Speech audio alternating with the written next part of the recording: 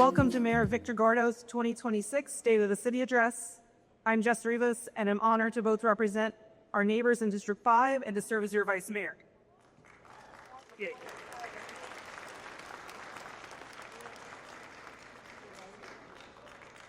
In addition to filling in for the mayor during council meetings and events when he's unavailable, which isn't all too often, I also get to serve as your Master of Ceremonies tonight. Tonight, we will hear from Mayor Gordo about our many accomplishments in 2025, as well as how we will continue to recover in the aftermath of the Eaton fire.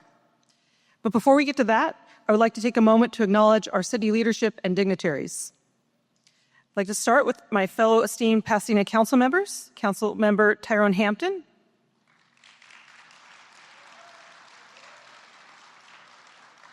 Councilmember Rick Cole,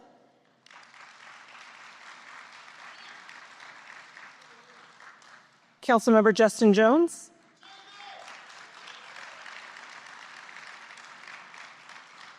Councilmember Jean Masuda,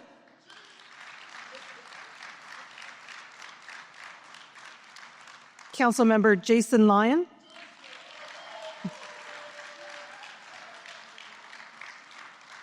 and Justin Chapman is here on behalf of Councilmember Steve Madison.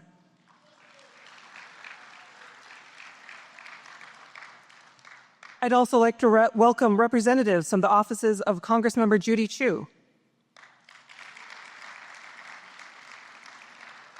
Congressmember Laura Friedman, State Senator Sasha Renee Perez, State Assemblymember John Harabedian, and County Supervisor Catherine Barger.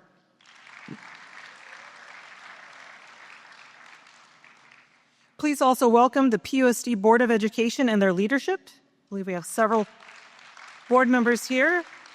I see. Thank you for joining us. PCC President Dr. Jose Gomez, along with members of the PCC Board of Trustees. I'd also like to acknowledge key city leadership, including City Manager Miguel Marquez,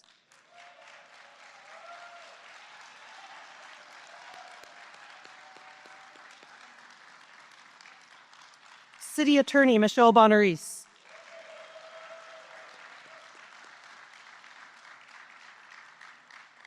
City Clerk Mark Jobski,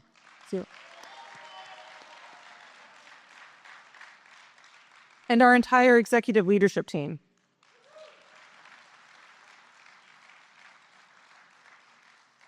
And finally, I'd like to recognize all of the members of our community who serve in voluntary roles on the various city commissions, committees, and operating company boards who selflessly give their valuable time in order to ensure that Pasadena continues to be a great place to live and work. Thank you for your service to our city.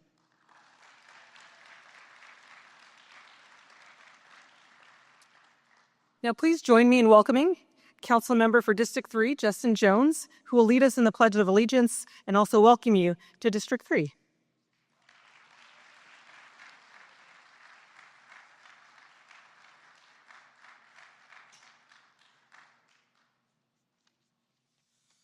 How's everybody doing? I'm going to take a page out of the mayor's book. We could do better than that. How's everybody doing? I'm Councilmember Justin Jones, and I have the honor and privilege of representing my neighbors in District 3. Welcome to the Robinson Park Recreation Center for my friend and colleague, Mayor Victor Gordo's 2026 State of the City Address.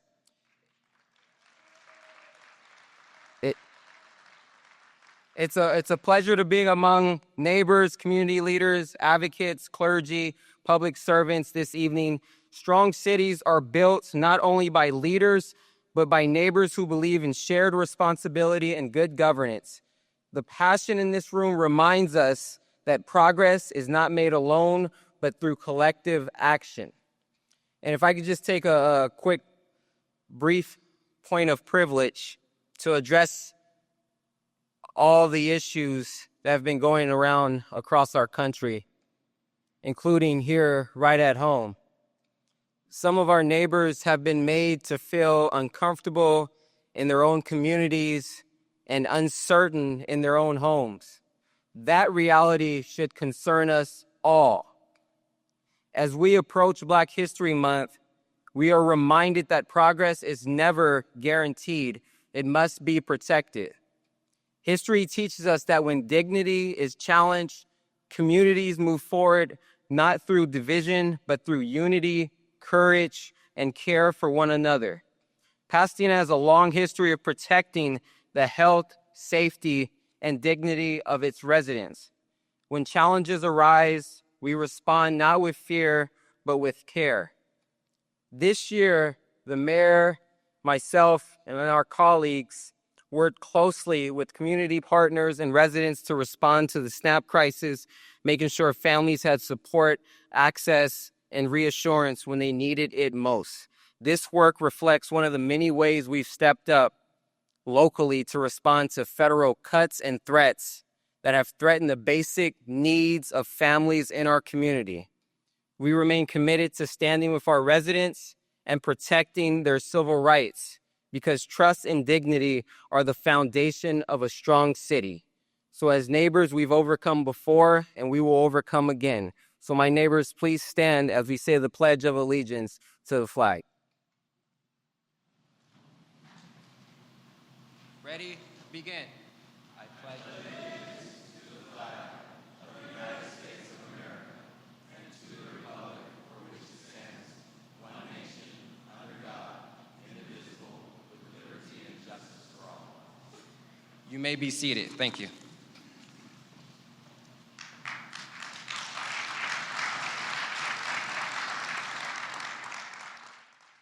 Thank you so much, Councilmember Jones. And now I'd like to introduce our video for the State of the City.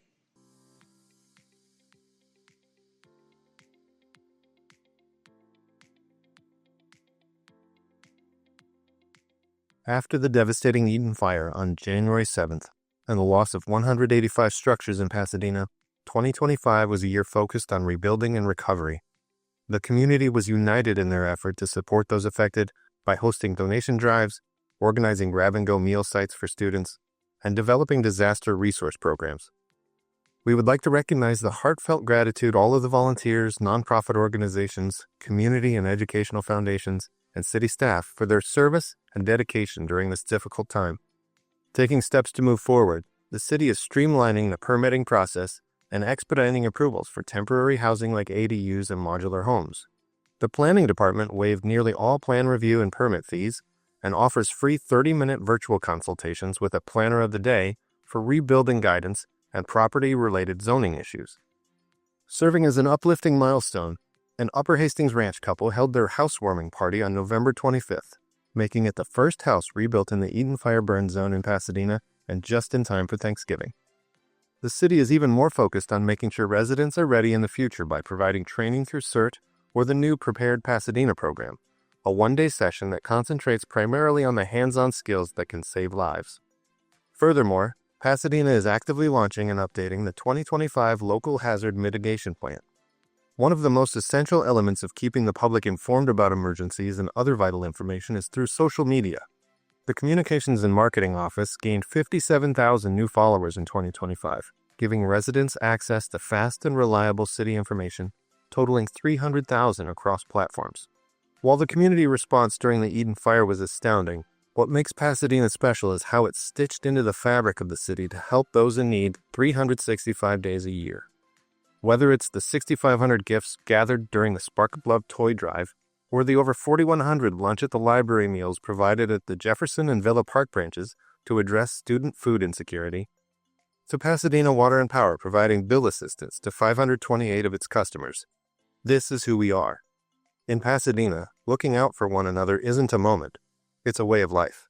The Eaton fire has intensified housing insecurity in our greater community, underscoring the urgency of this work. The 2026 point-in-time homeless count, completed just last week on January 21st and 22nd, will provide a clearer and more current picture of how this crisis has affected homelessness in Pasadena. The city remains firmly committed to supporting our unhoused neighbors and connecting them to safe, stable, and supportive housing. To further focus and strengthen this work, the City Council has established a new Housing, Homelessness, and Planning Committee dedicated to advancing coordinated solutions and ensuring sustained attention at the council level. In November 2025, City Manager Miguel Marquez announced his retirement to prioritize family. Marquez joined the city in August 2022, bringing with him a distinguished record of public service, and is expected to continue to serve as city manager until a permanent successor is appointed, with applications accepted through January 29th. The city of Pasadena also has new additions to the executive leadership team. Jim Wong, Director of the Housing Department, David Reyes, General Manager of Pasadena Water and Power, Matt Hawksworth, Assistant City Manager, Karen Schneider, Director of the Finance Department, and Manuel Carmona as Director of the Public Health Department. Looking forward to the future, there are several exciting projects on the horizon. In 2021, the Pasadena Central Library was closed due to a major seismic retrofit and renovation of the building. Happily, the library held its groundbreaking ceremony on December 12th and expects a completion date in 2028. With the relinquishment of the 710 stub back to the city in 2022, the city has been hard at work to reimagine this 50-acre site, establishing a community advisory group, hiring a team from Perkins Eastman, and holding a community engagement workshop in September to provide the third annual update to the City Council in order to determine the best way to utilize this area, focusing on data collection and mapping, establishing a restorative justice framework, economic analysis, land use and placemaking, and resiliency and sustainability. Speaking of sustainability, our city is always at the forefront of being environmentally conscious. Pasadena Water and Power actively captured and recharged approximately 600 million gallons of stormwater at local spreading basins to further augment groundwater supplies, provided no-cost home efficiency upgrades to approximately 530 residential electric customers through the Home Improvement Program, and completed the Park Groundwater Well, a modern water source replacing the old Garfield well, and in the process, resurfaced the basketball courts at Villa Park.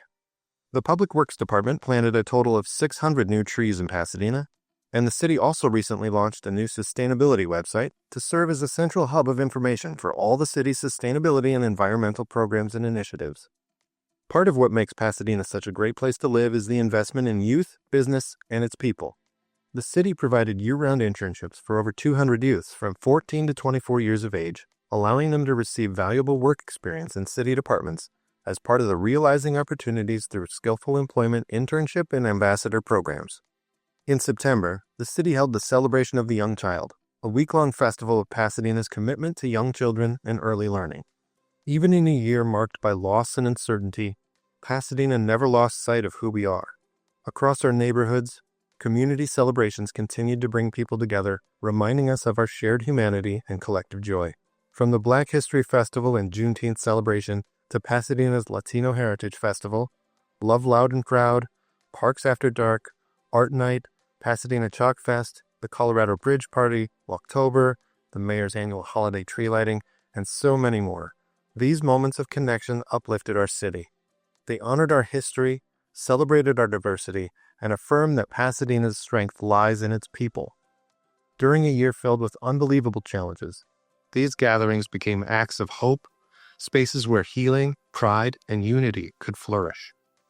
And thanks to the generous voting of our community, the Pasadena Recreation and Parks Foundation and the City of Pasadena are proud that the Levitt Foundation awarded a multi-year grant of $40,000 in matching funds to present a free outdoor music series at Memorial Park in 2026, 2027, and 2028.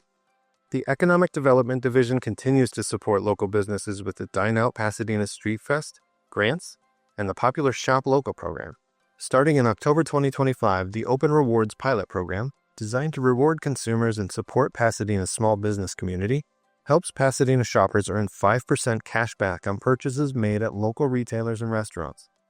Pasadena is used to being on the international stage with our world-renowned Rose Parade and Rose Bowl game, but it's a great honor to be chosen as the site for the Los Angeles 2028 Olympic and Paralympic Games for both men's and women's soccer and diving events. While Pasadena has been faced with many challenges over the last year, our city is resilient, adaptable, and unwavering. That includes standing with our immigrant community amid federal immigration enforcement practices that have been disruptive and have created fear and uncertainty for many of our residents. As shown time and time again, the strength and heartbeat of Pasadena is our diversity and connectedness, and together we will rise every time.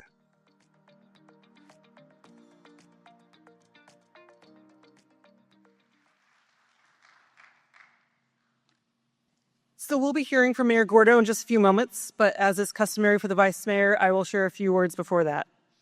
And I'm sure we're going to hear from the mayor that there are many challenges and opportunities for us that will keep us busy in 2026. The ongoing recovery from the Eaton fire, redevelopment of the 710 stub, leading the Rose Bowl into its second century, confronting the homelessness and affordable housing crisis, and continuing to work towards our goal of going carbon-free by 2030, just to name a few.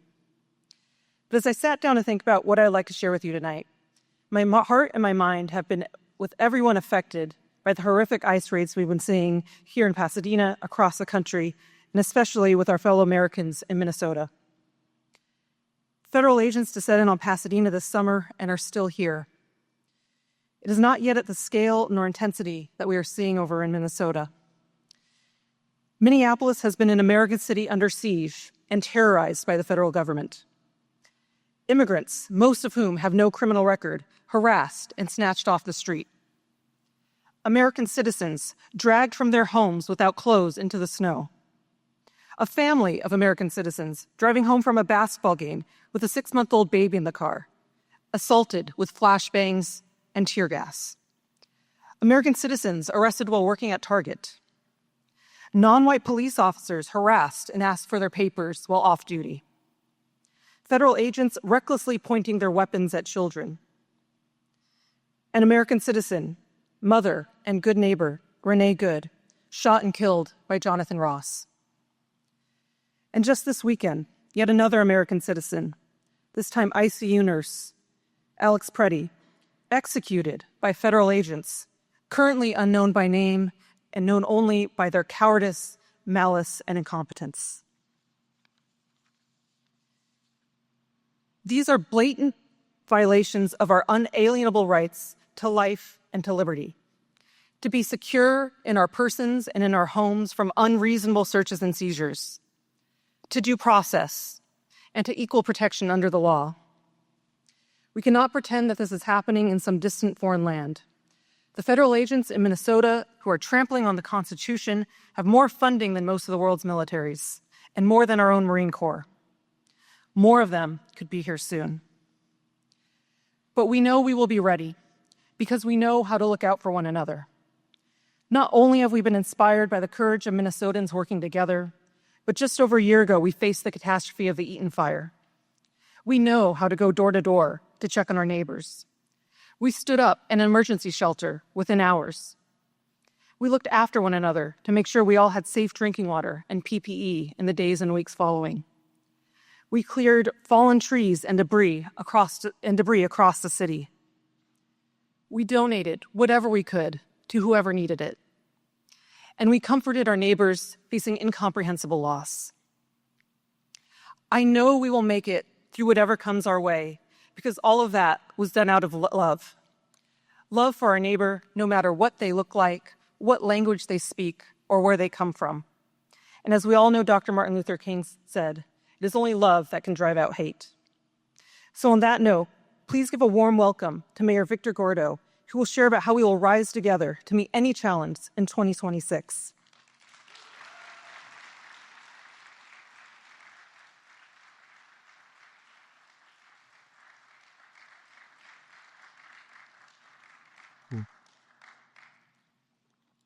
Good evening, everyone. Mr. Jones stole my line about how everybody's doing, so I won't go through it again. But how's everybody doing?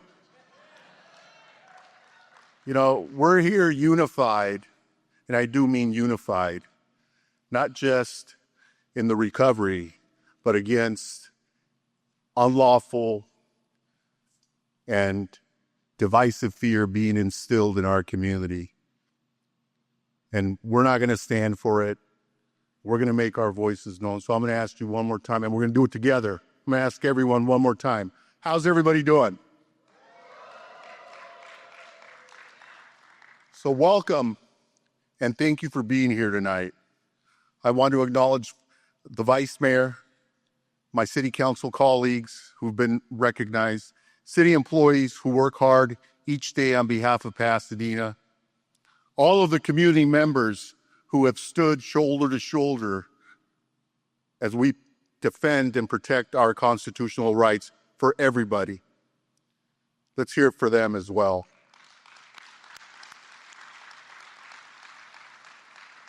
None of us could do this work, whether we're elected officials, staff, or people out on the street defending our immigrant community without family and friends and the support of family and friends. So I want to say thank you to my wife, Kelly, our children, Michael and Emma, for their love and unwavering support for my service as your mayor.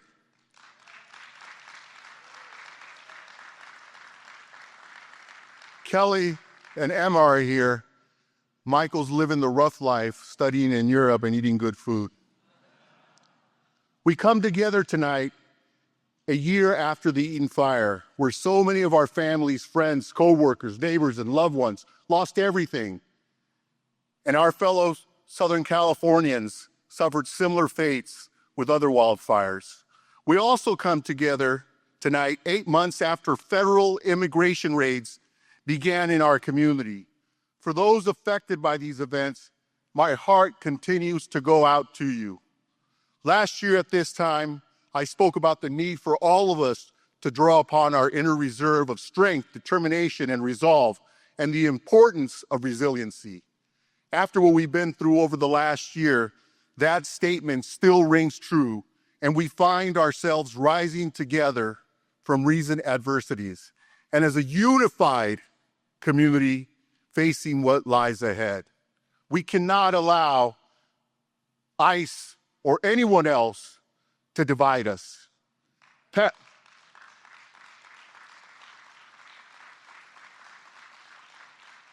Pasadena's have long had a shared commitment of working together for the betterment of our community. And I have seen this commitment over the last year in countless ways as we have collectively worked through the process of recovery. Before we begin this evening, I want to say thank you to our city staff, my city council colleagues, our city manager, Miguel Marquez, our county and state partners, our partners in education, nonprofits, the faith-based community, and most importantly, the residents for coming as one, together as one Pasadena.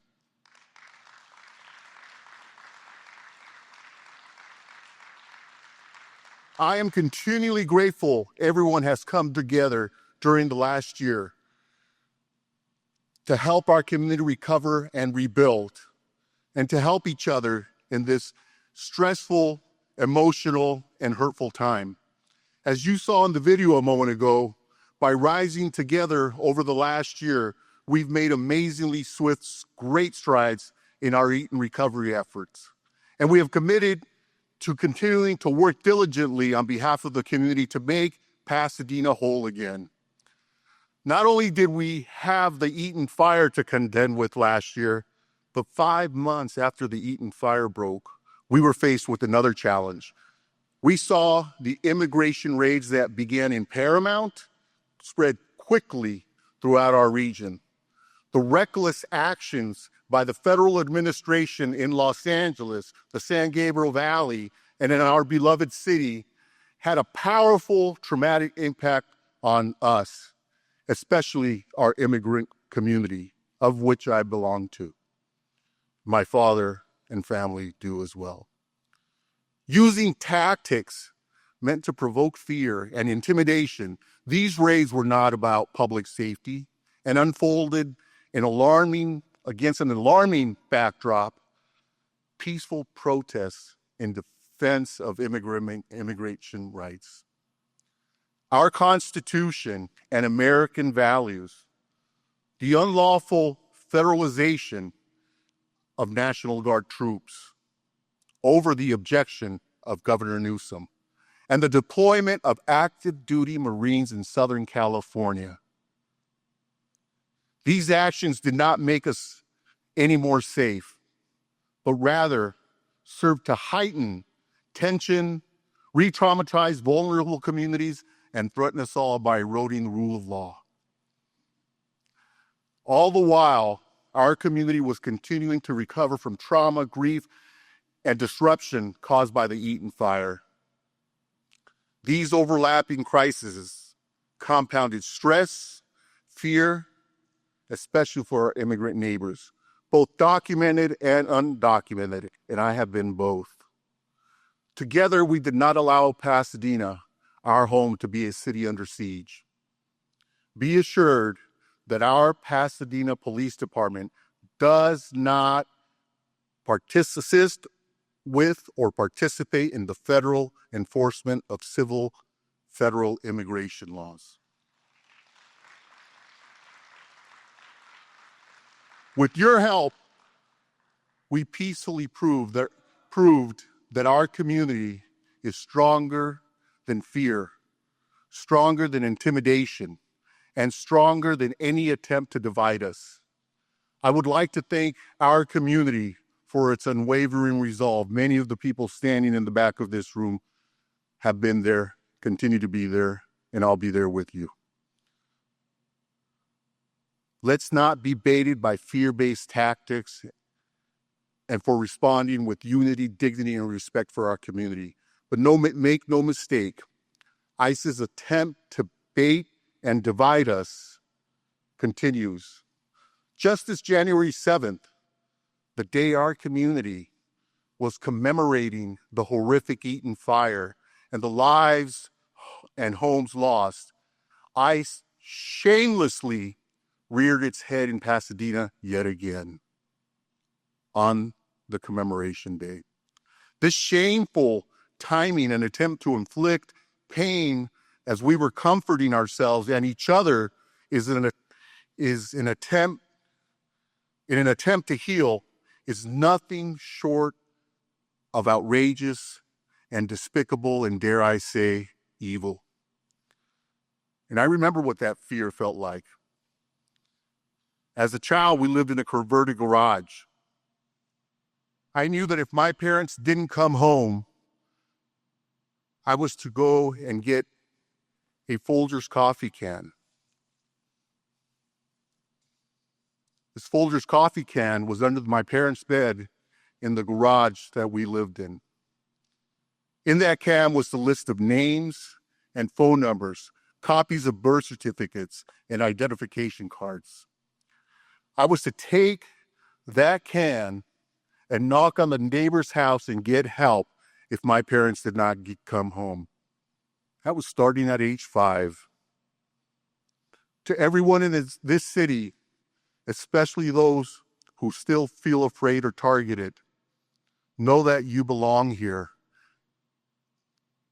And we remain steadfast in our commitment to the dignity, well-being, and safety of all of our residents.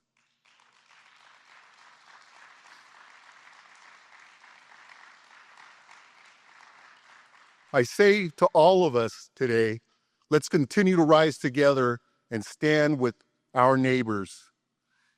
Be there for each other and recommit ourselves to showing up each day with strength, compassion, and care for all. We are one Pasadena, as our late and great friend John Kennedy would say. And I expect no less, we should expect no less. As we continue to address the ongoing needs of residents impacted by the fire, we also have been investing in infrastructure and striving for ongoing improvements in the city and city services. I continue, even in the face of all this adversity, to be optimistic as we enter 2026. And know that even after a global pandemic, wildfires, the likes of that, were unseen in LA County, and federal immigration raids on our community, in our neighborhoods, we will rise together, literally through fire and ice.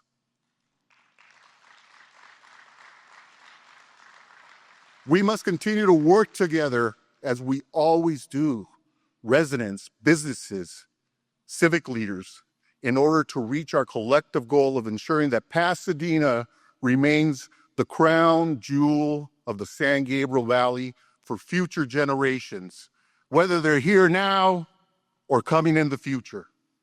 We are making good progress towards these goals at City Hall.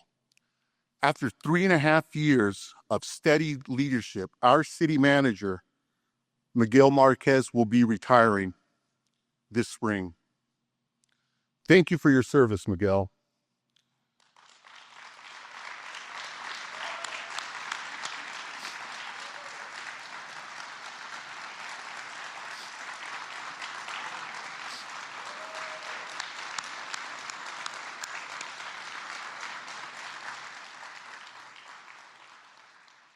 Amazingly, after being hired, I learned Miguel and his family also are immigrants from the same region of Mexico, literally 10, maybe fewer miles away.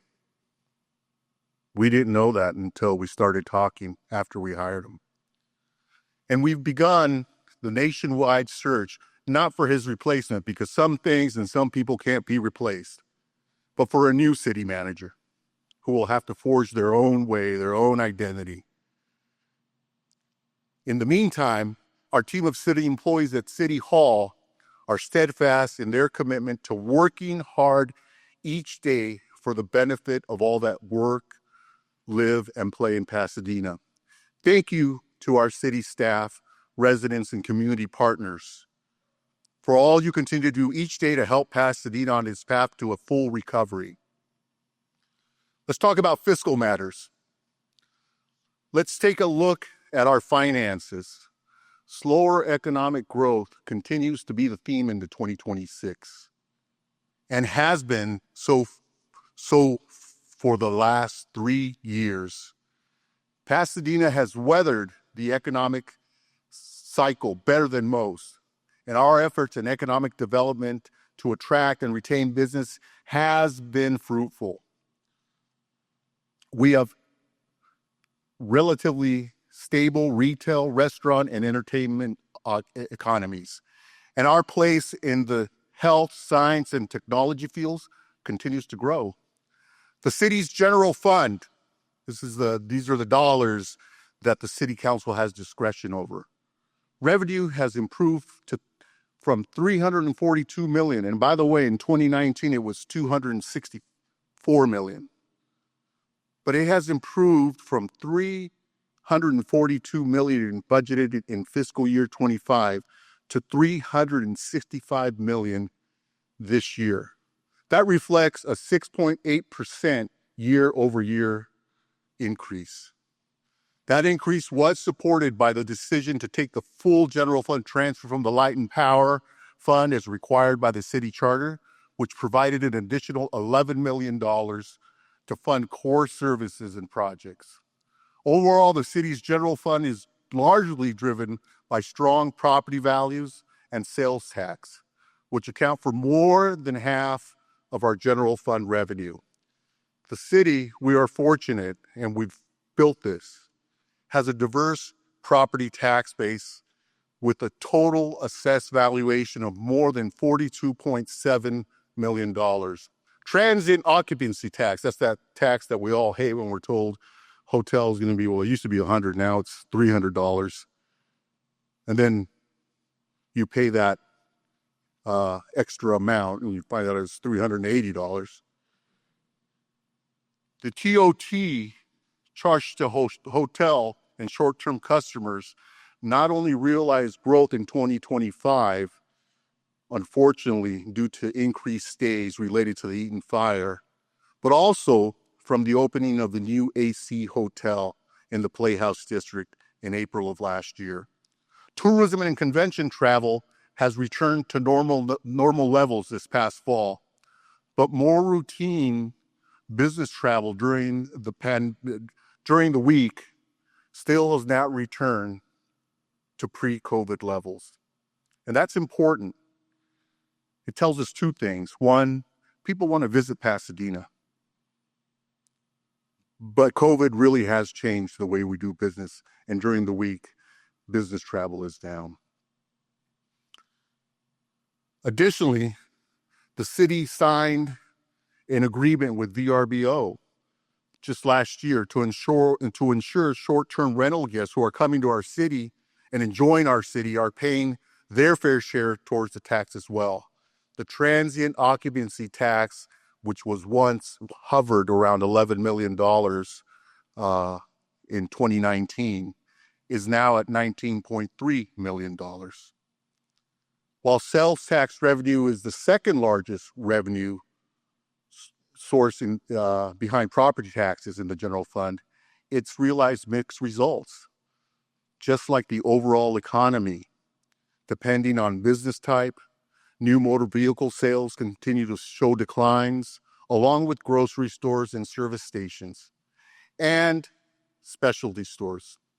Helping to offset those business categories has been growth in sales related to building materials, family apparel, electronics, and home furnishings. Again, regrettably, that's probably the case because of the Eaton fire. I can't help but notice the correlation between industries that have shown growth and their connections to where families spent significant resources in recovering from the Eaton fire. These trends are forecasted to continue into the next year. The current sales tax forecast for fiscal year for the first fiscal year is $77.6 million. The utility user tax is at $35.2 million. Other types of taxes, license, construction, street light, and traffic signals are at $21.9 million. So let's talk about our reserves.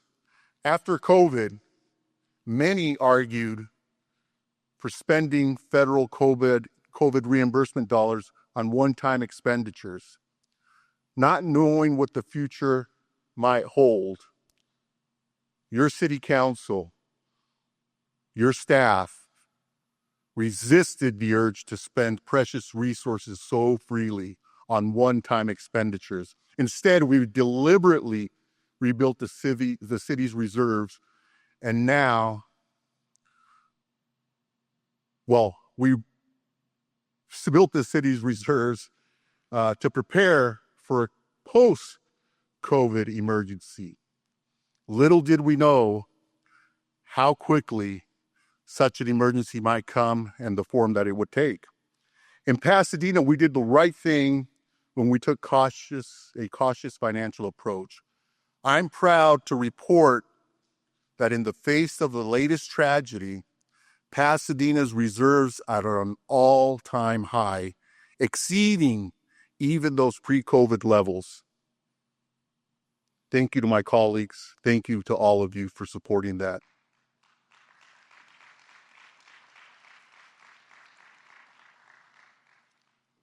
The city continues to ensure prudent fiscal management with strong reserves. For fiscal year 2025, the city maintained a 15% emergency reserve of $51.3 million, a 5% operating reserve of $17.1 million, a Section 115 trust pension reserve of $14.3 million, a Section 115 trust OPEB reserve for $2.7 million.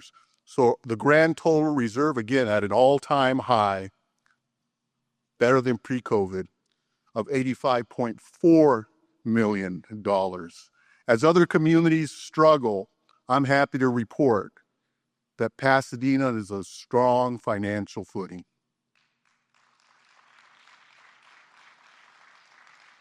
In December of 2025, because there's more work to be done, this city council, approved a pension funding plan that will pay down the city's pension liability sooner than required by CalPERS, and will use the Section 115 pension trust strategically over the next 3 years to achieve that savings.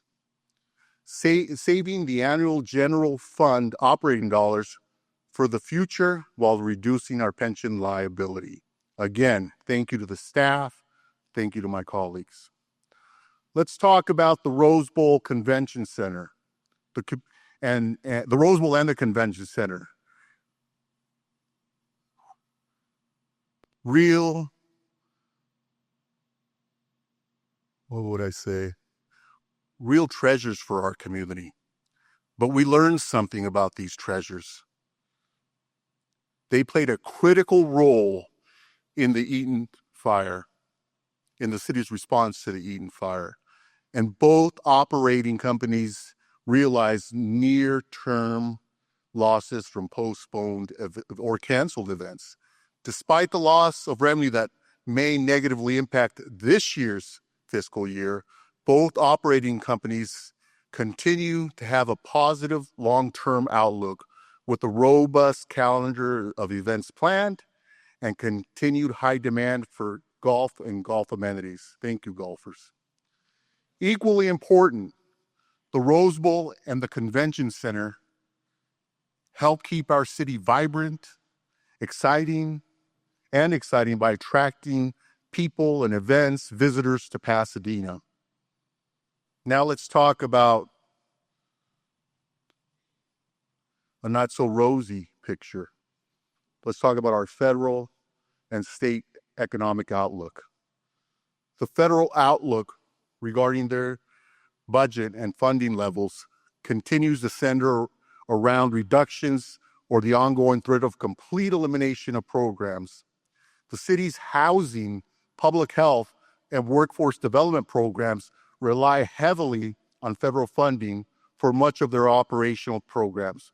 While transit and public works often seek federal funding for transit and infrastructure capital projects, the federal government has been operating on a series of continuing resolutions for the last few years, which has prevented deeper cuts thus far, but is also a cut in funding, failing to keep up with inflation and wage growth. I say to Mr. Trump, do your job. Adopt a budget that we can all count on.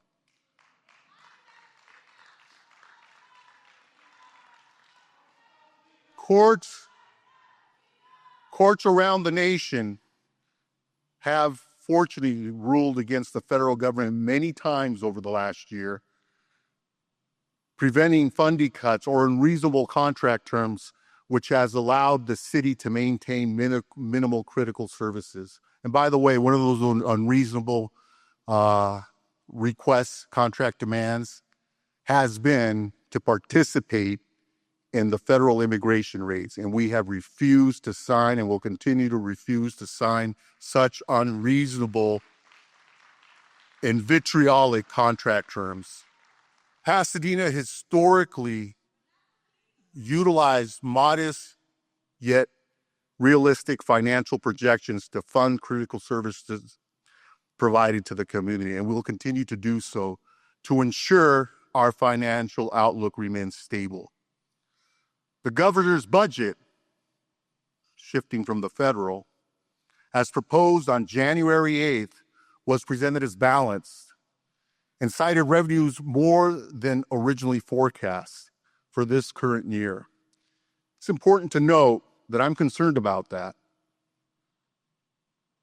because the state has been using reserve funds to balance their budget, and the forecast in 2025-2026 continues to use reserves to balance the budget.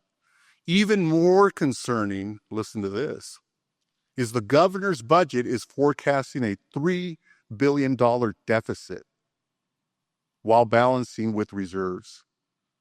But the independent legislative office is forecasting an $18 billion deficit against the state's budget. 18 versus 3. The difference in this forecast is simply a canyon that cannot be bridged. With even 100% of the remaining reserves funds in the state's budget stabilization account, we are in a fiscal crisis. And these challenges at the state and federal levels are expected to reduce funding used to support critical services and projects right here in our city. Despite these federal and state fiscal challenges, Pasadena is committed to maintaining its level of service and its fiscal well-being to ensure a healthy future. Each year, the city endeavors to build a balanced budget that supports our community's needs and with vast array of local, state, and federal funds.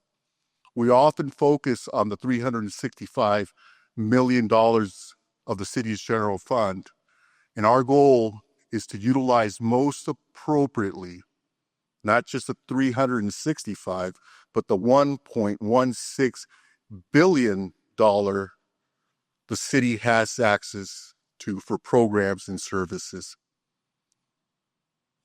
In anticipation of strong economic headwinds, I've appointed the Mayor's Budget Advisory Committee and asked our former mayor, Terry Tornick, to chair that committee.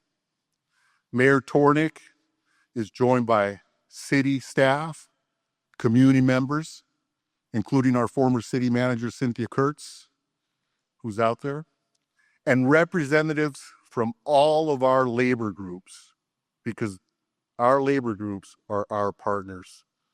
This committee is charged to find efficiencies and savings, capturing revenue, and identifying potentially new revenue streams. If those strong economic headwinds come, as predicted by most economists, Pasadena will be as prepared as we can to face those headwinds, because we are doing the preparing now. Community, staff, labor groups working as a team to find solutions. And I want to thank Mayor Terry Tornick and all members of the committee for taking on the challenge of my request. So, where are we headed? Looking forward to the next fiscal year, the City Council met in December for a budget workshop to review and come to consensus on our top priorities for staff in the upcoming budget cycle. And these are the top 5 priorities. 1, enhance fire prevention and department modernization. 2, roadway improvements to rehabilitate and maintain streets to increase the city's pavement management score. A year-round bad weather shelter and improve transitional housing opportunities. As an aside, I believe that the Rose Palace on South Raymond Avenue can serve as that year-round bad weather shelter and an overnight parking opportunity. We control that property. It has great parking, and while it houses books at the moment, will be available. And I'll be suggesting that to the full city council in the very near future. Goal is advancing the city's goal of 100% carbon-free energy by 2030. Thank you to the staff. Thank you to my colleagues. That's an aggressive goal, but one worth pursuing. Number 5, implementing the city's economic development strategic plan with an emphasis on streetscapes and neighborhood placemaking. Let's talk about major projects like the Reconnecting Community 710 Advisory Group and their work. This group has worked hard over the last 2 years, and I look forward to the presentation of the vision and plan and its accompanying historical report. We all should look forward to that plan, and it'll be coming to the City Council in March to move the development of the SR 710 to the next phase. By investing in these projects, we are honoring Pasadena's heritage while laying the groundwork for rebuilding a vibrant, connected future for our residents from wherever they may come. As we lay that groundwork together, we will rebuild a stronger, more resilient Pasadena. As a city, we're doing all that we can to protect the environment for future generations. Again, whether those generations are here or yet to come, and from wherever they may come. I remain committed also to the youngest members of our community, those 0 to 5. And with our partners at PUSD, we're working hard to make certain our youngest residents have the early learning opportunities and resources needed for a strong and healthy start in life, so that they too, like many of us, immigrants or citizens born here, they can become thoughtful, caring, and contributing members of our community as they grow. Everyone deserves that opportunity.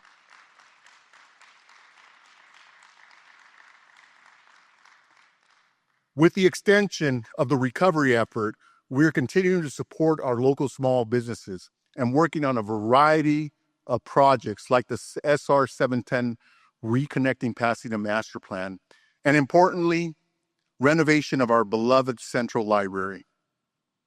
With continued investment in these important projects, we're paving the way for a vibrant, connected future for everyone in Pasadena. Let's talk about affordable housing. With 131 homes significantly damaged or destroyed in the Eaton fire, and hundreds, if not thousands of residents displaced when you count Pasadena and Altadena, the housing crisis has deepened even more, and it started last year. So many of you have been working hard to get your homes rebuilt, and the city has been working hard to ensure that you are not alone in that process. Our planning and community development department has played an exceptional part, all of our city staff, but planning and development played a very important, exceptional part in response to the fire this last year. Almost immediately after the fire, the department began establishment and oversight of the private property debris removal program.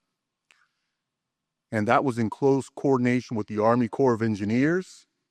They also assigned a dedicated staff member, someone whose role was to support our residents, connect them with critical resources, and guide them step by step through the permitting process and rebuilding process. I want to thank all of the staff, the city manager, and my colleagues for supporting that.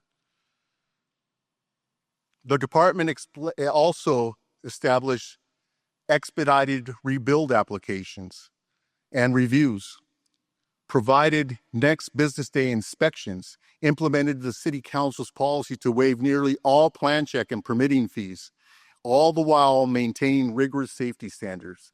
These actions were taken to help our neighbors rebuild their lives and return home as quickly as possible.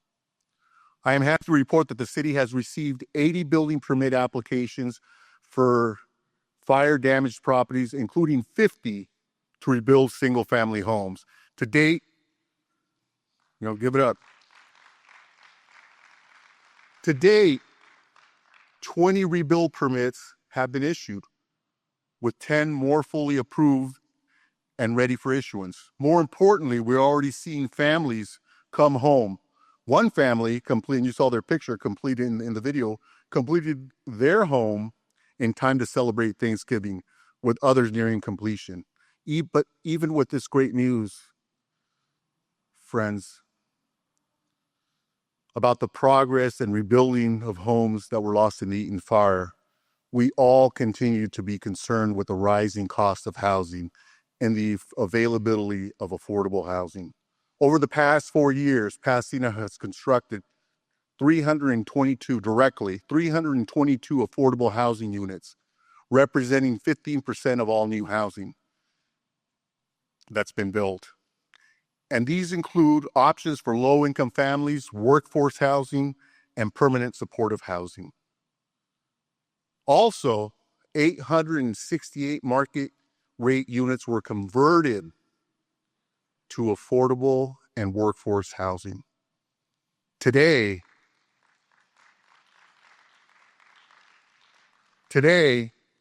over 10% of Pasadena households benefit from affordable housing or rental assistance programs.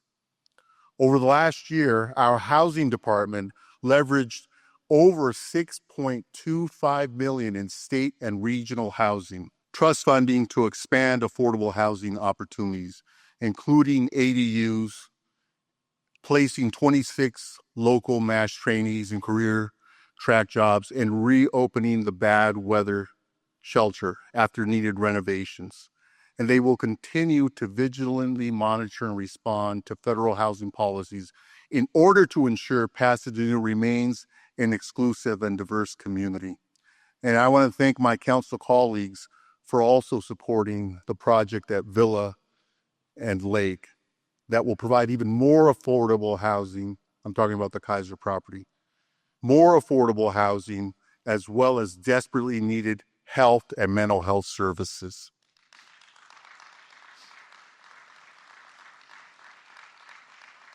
Education, because the need for skilled workers was already great, but became greater as we started to rebuild our community. And when I say our community, I don't just mean Pasadena, I mean Altadena and beyond. And this is the reason I brought together the Career Training and Education Working Group a few years ago. The group includes Pasadena City College, PUSC, and the Los Angeles County and Orange Counties Building Trades Council, private sector employers, and all of our respective staff, with the goal being the development of a comprehensive career education training initiative to strategize how we can help interested Pasadena residents have a successful career in various trades and professions. We're not just talking trades, we're talking nurses. We're talking other professions. And the workforce needed to rebuild our community and maintain existing and future neighborhoods and services in Pasadena. Working with President Jose Gomez, where is he, from PCC? President Gomez, that's a rock star. Superintendent Blanco and our school board and their leadership teams, the momentum continues on moving the technical education training and incentive forward, and we will maintain that momentum and hopefully enhance our efforts on this front. Already, just this past January 22nd, Pasadena City College, led by Dr. Jose Gomez and the trustees present here today, launched the Construction Trades Lab. Let's give it up for them.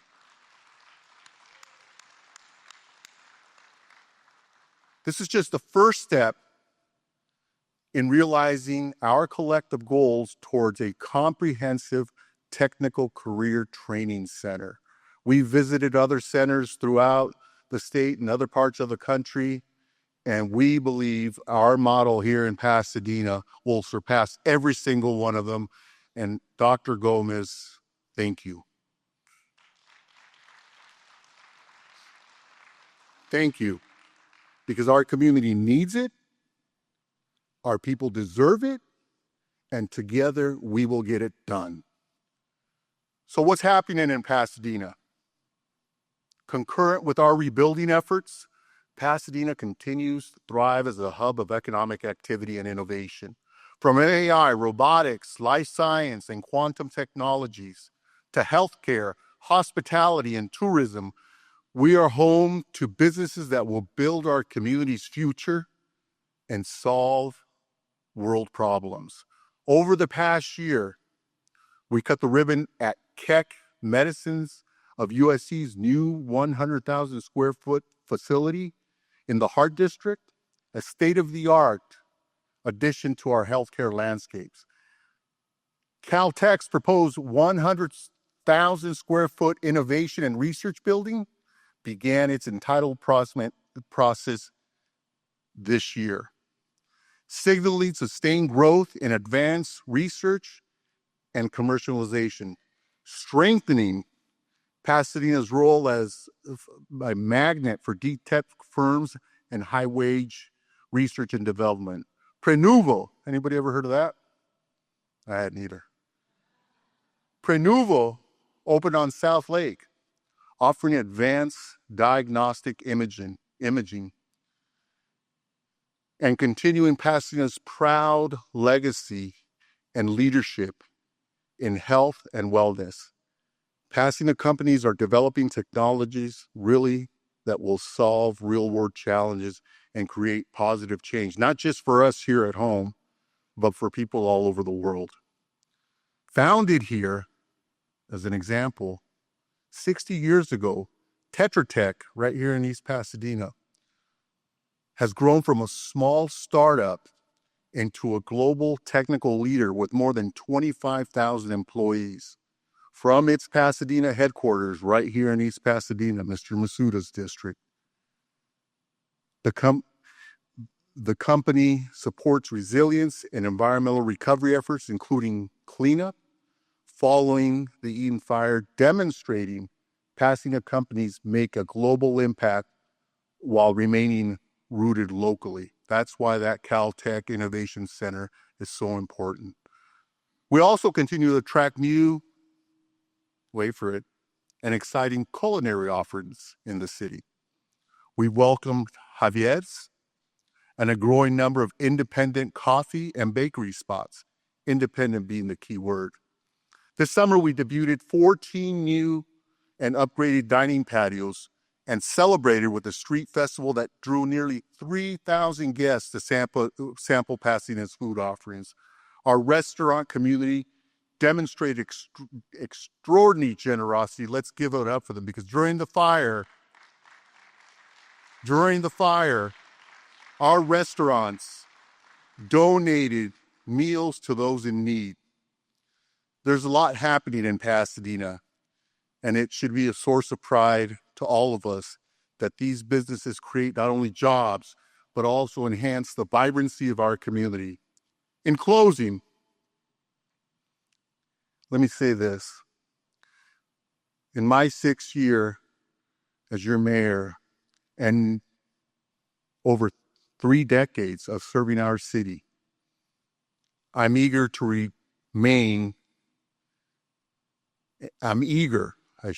and I remain committed to our community's full recovery from the devastating effects of the Eden Fire and from the fallout from the federal immigration raids that have so hurt us. On January 1st of 2025, last year, the theme of the parade was the best day ever. Little did we know, friends, that just 6 days later, on January 7th of 2025, we would be facing the worst day ever. As only our community can, Pasadena and Altadena once again showed why we are the Dena. And we came together to support one another. This is a bond that will never be broken. Reflecting on all the challenges we've endured as a community and the steady progress made over this past year, one thing is clear. There will be more challenges. Those challenges will come before us. But so long as we continue working together for the betterment of Pasadena and all Pasadena residents, nothing can stop us. Each day, your resilience and dedication to our city helps us rise together on the path to recovery, rebuilding a better future and uplifting everyone. We are working hard each day to rebuild Pasadena as a shining example of resilience and recovery. While there may be speed bumps along the path, let's be clear that there are no stop signs if we work together on this path.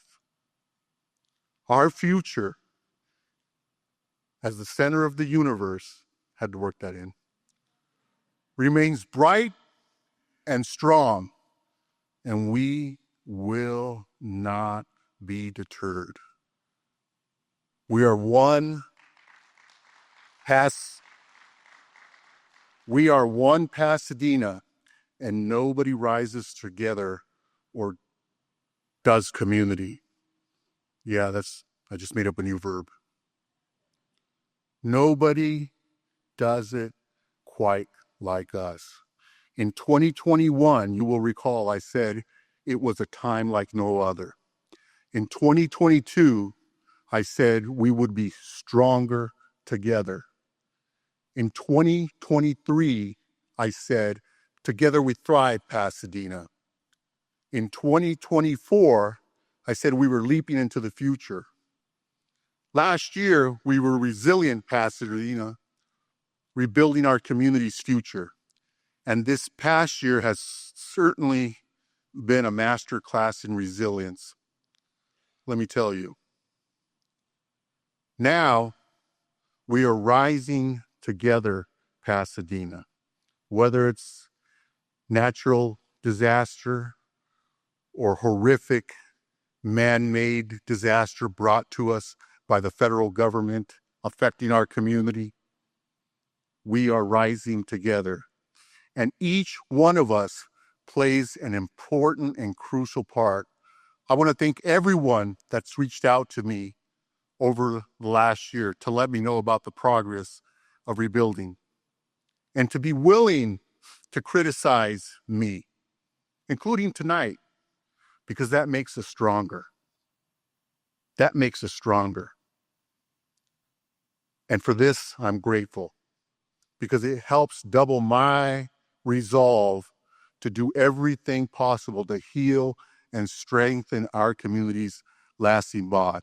Let's look to the future together and keep our hearts filled with Pasadena's unique spirit of kindness, generosity, and compassion. Regardless of what the federal government or others may say or what we've experienced in the last year, we have a lot to look forward to. We have a lot of work ahead of us, but we also have a lot to look forward to. Thank you to all my city council colleagues, city staff, with a special shout out to my team in the mayor's office. I think her name is Vanya.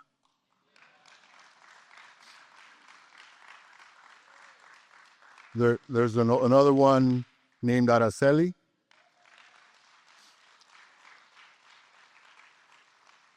And yet another one named Jana. Little bit of a theme there, huh? My life is run by women, and I'm better for it. And thank you to all the residents who are working together for the betterment of Pasadena. Thank you, each and every one of you. Thank you for your trust, your partnership, and your unwavering commitment to Pasadena today and the Pasadena of the future. I look forward to seeing all that we will achieve together in the year ahead. It is a tremendous honor to serve as your mayor, and I thank you for that honor and privilege. Thank you and good night.